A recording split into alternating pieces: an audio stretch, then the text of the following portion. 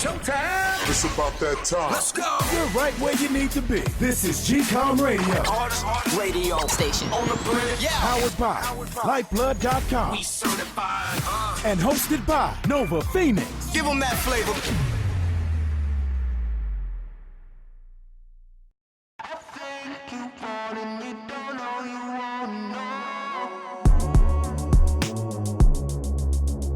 Y'all, check it out, y'all. Here's a bonus. You heard it before. Yeah. Here we go again. Serving that heat. Now turn me up. GCOM Radio. I don't know if it's working. Need to see the proof. Yeah. Hold up. Taking a lot of time and effort till you say F it and quit and jump ship. Got bungee cord strapped to ankle. Thank you very much. I bounce back, compose a soundtrack. And look now, I deserve to stunt just a little. Gone split the blunt down the middle. Made some paper off instrumental. Got the green lit to ease my mental. Mind running like a faucet and wasteful household. Then got me out cold till I rise again and put my pride to the side again. You wanna see my head high again? Hands up if you're trying to get it on and get on. Keep going, hope it ain't long. Don't care how much the time takes. I'm trying to get it while I wait. So the word around town is I've been swerving. Been trying to put the work in. I don't know if it's working. Need to see the proof. Get up, get out, you know what to do. So the word around town is I've been swerving. Been trying to put the work in. Don't know if it's working. Need to see the proof.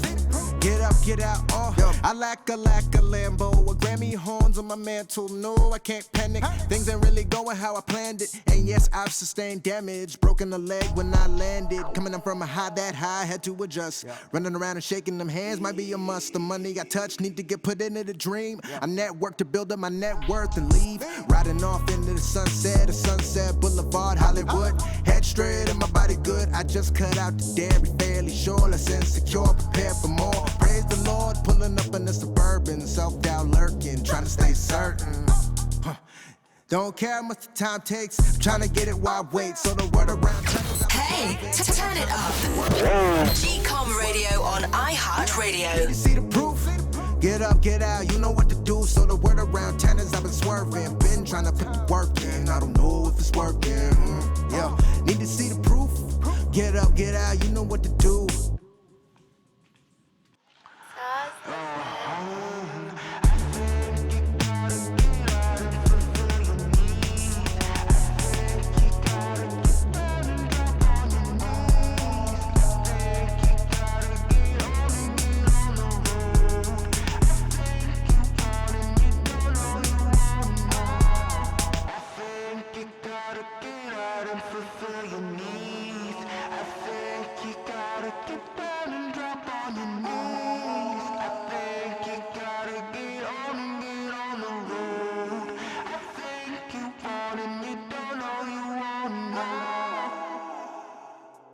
What is going on? We are back again for another week. This is Nova Phoenix on GCOM Radio, on iHeartRadio.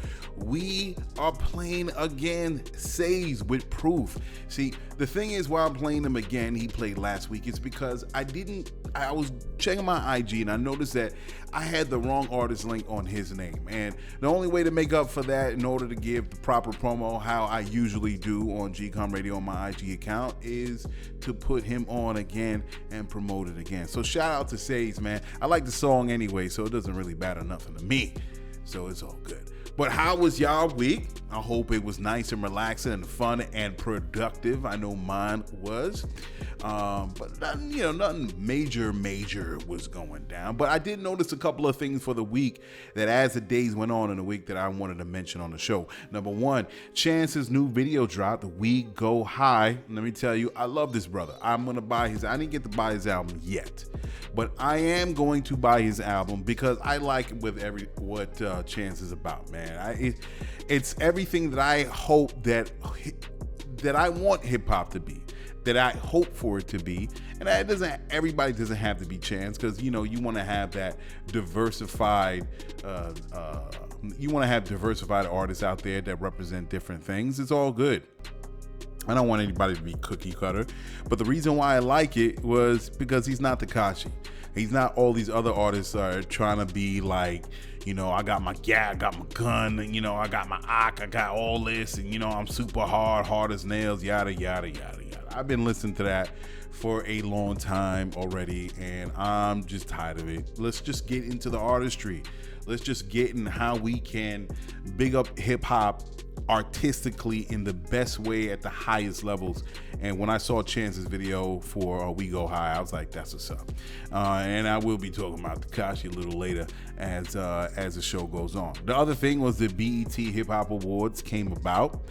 You know, I didn't see the whole thing. I saw pieces of it. You know, I thought it was cool. You know, I mean, BET should have an award show that's for hip hop. And there was a lot of, you know, people that won, like, you know, the baby won for new hip hop artists. And, you know, Lil Kim got hip hop icon. The best lyricist was J. Cole. What else did whoever was the winner? Best video director, Travis Scott. That was something. So, you know, it did, you know, do its thing. It did do its thing.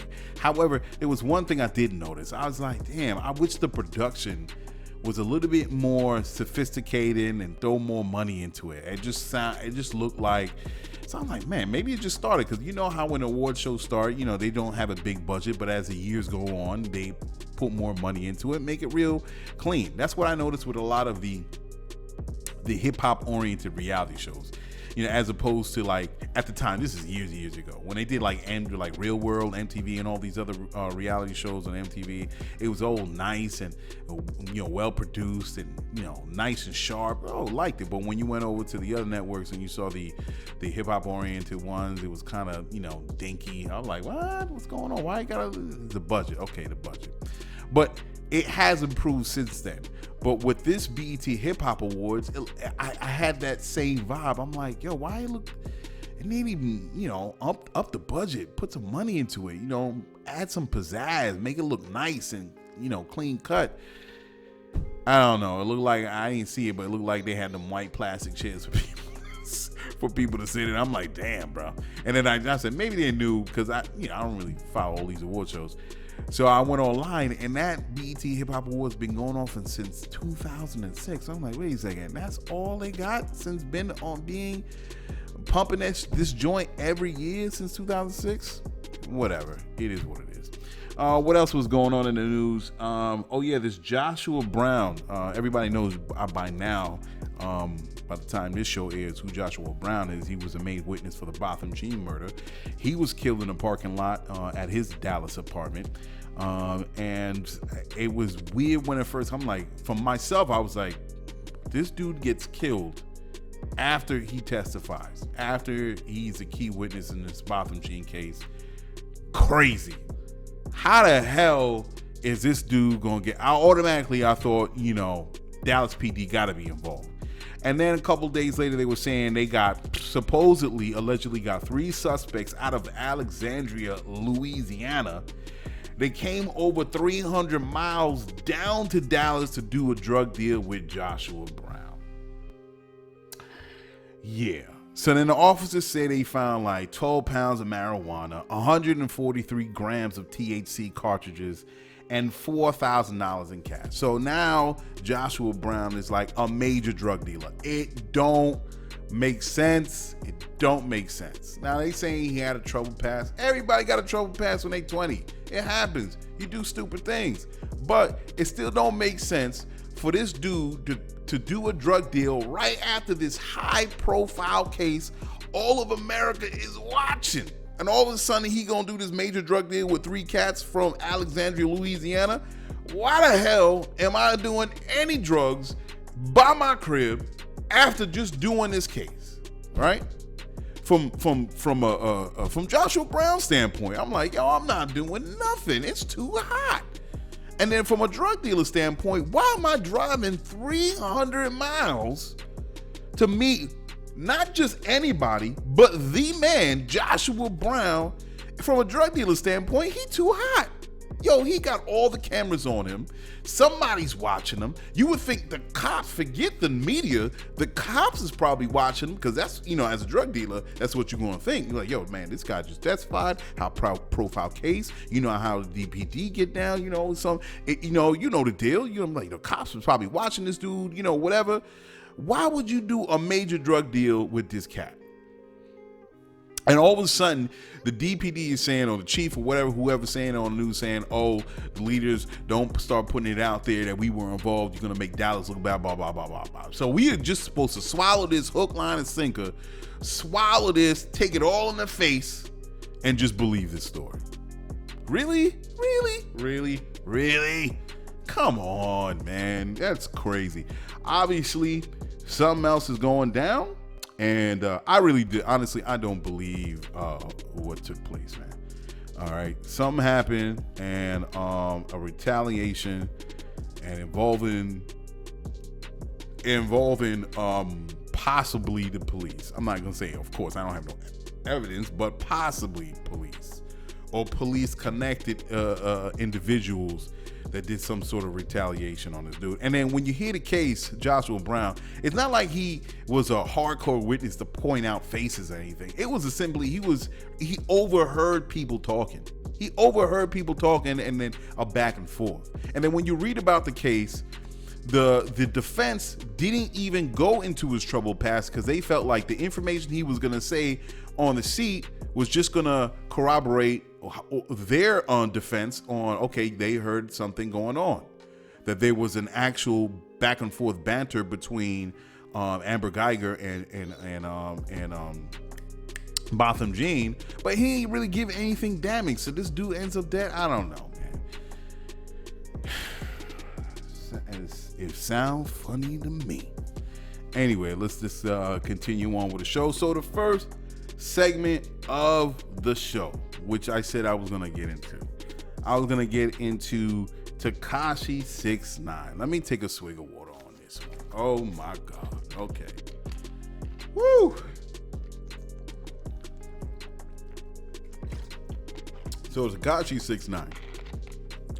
So Tekashi 6ix9ine, a news came out that a record label, they don't say who, I don't know who, is going to give him $10 million after he comes out of jail. So if I'm correct me if I'm wrong, he's going to be released. He's not going to do any time. He's going to be released at some point.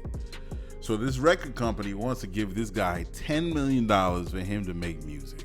What the holy fuck is going on here? What is going on here?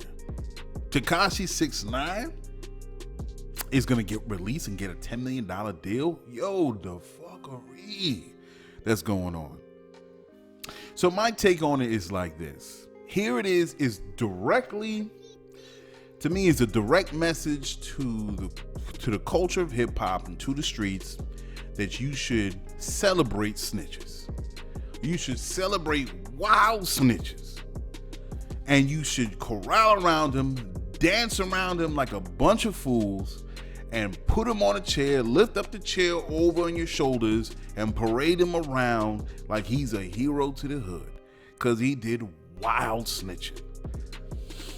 Ooh, man, that thing gets me right now. That whole shit that gets me. So, what does it say about hip-hop if we were to do that? What does it say about the culture that we're going to surround ourselves around a wild snitch? Tekashi 6ix9ine. I done forgot this fool name. I want to forget Tekashi 6ix9ine name entirely. So what were you supposed to do with this? How does this make the culture look?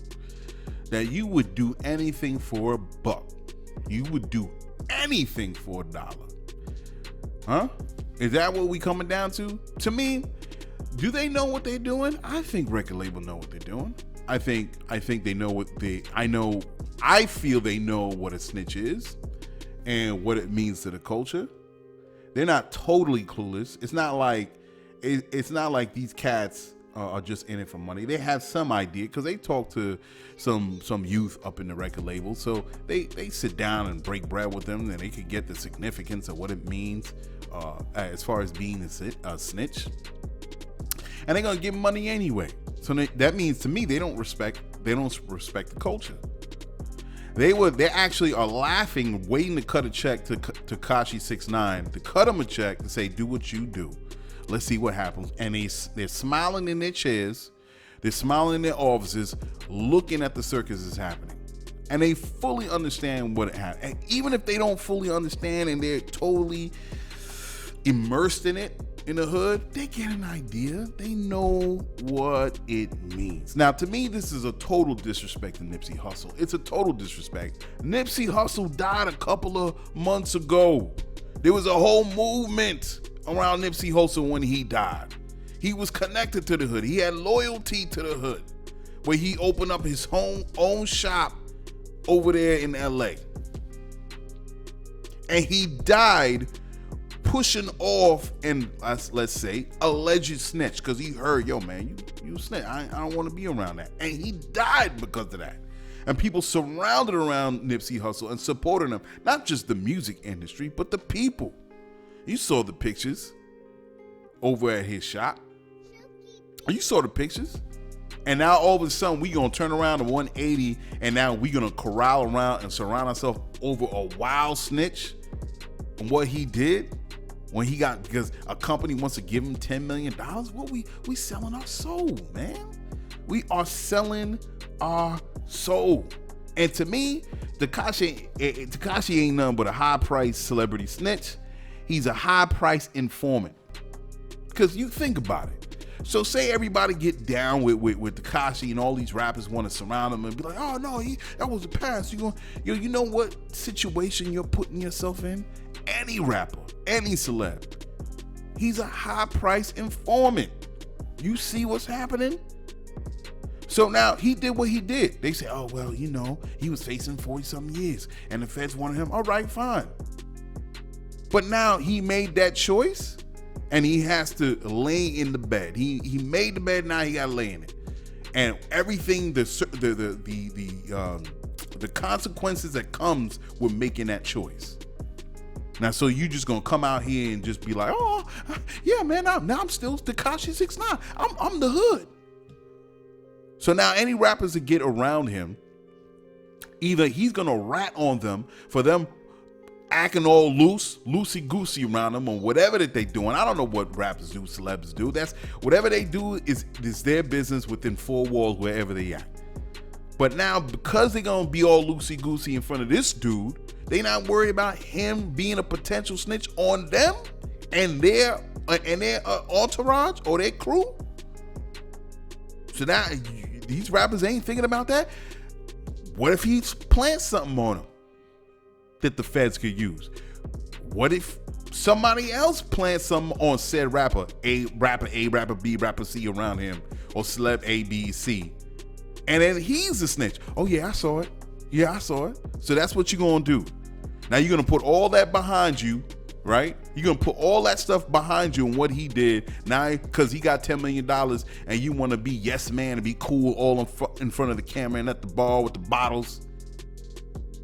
You're gonna disregard all that. To me, that's the perfect plan. That's the perfect, look, there ain't nothing better than being an informant and being a paid informant in the public eye. Because how you gonna question him? That's such and such a person.